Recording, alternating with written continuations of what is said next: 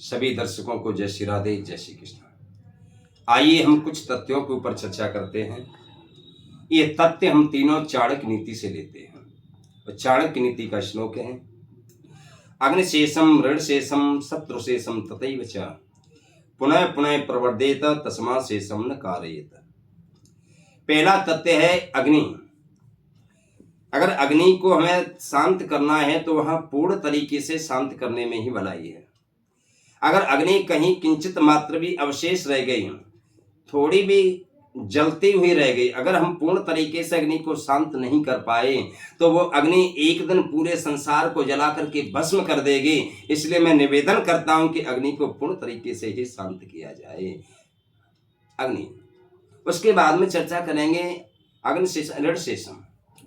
ऋण आता है, अगर हमने किसी से पैसा उधार लिया है, ब्याज पे पैसा लिया है, कर्जा लिया है, तो उस पैसे को पूर्ण तरीके से उसका भुगतान करिए।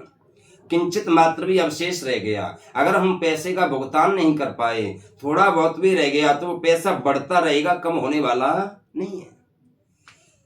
तो इसलिए उस पैसे का पूर्ण तरीके से भुगतान करिए। किंचित मात्र भी शेष रहने पर वो समाप्त होने वाला नहीं है, इसलिए भुगतान करने में ही भलाई है।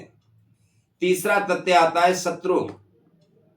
पहले तो जिंदगी में प्रयास ये करिए कि हमारा कोई दुश्मन बनकर के तैयार न हो। किसी के साथ में गलत व्यवहार मत करिए, कि हमेशा सबके साथ में अच्छा व्यवहार होना चाहिए। अच्छा व्यवहार होगा तो जिंदगी में आपका कोई दुश्मन तैयार नहीं होगा। लेकिन फिर भी किसी न किसी कारण, किसी न किसी उद्देश्य से अगर कोई दुश्मन तैयार भी हो गया, क्योंकि आजकल तो बिना कारण के भी दुश्मन तैयार हो जाते हैं। जरूरी नहीं है कि कोई कारण बने, बिना कारण के भी दुश्मन तैयार होते हैं। लेकिन फिर भी मैं निवेदन करता हूं कि अगर दुश्मन तैयार है तो दुश्मन के क्रोध को शांत करिए।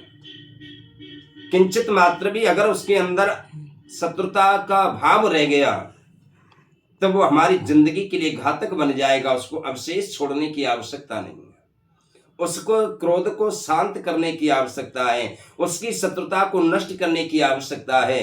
इसलिए मेरा ये निवेदन है कि इनसे भी सावधान रहिए।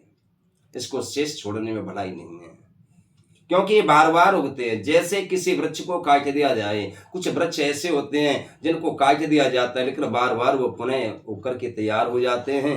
ऐसे ही बार बार उगने वाले वृक्षों की तरह ये तीनों होते हैं कि अगर किंचित मात्र भी अवशेष रह गए तो ये बार बार निकलते ही रहेंगे।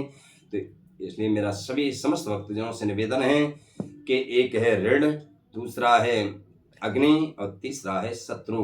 इनको पूर्ण तरीके से शांत करने में ही भलाई है। जय श्री राधे, जय श्री कृष्ण।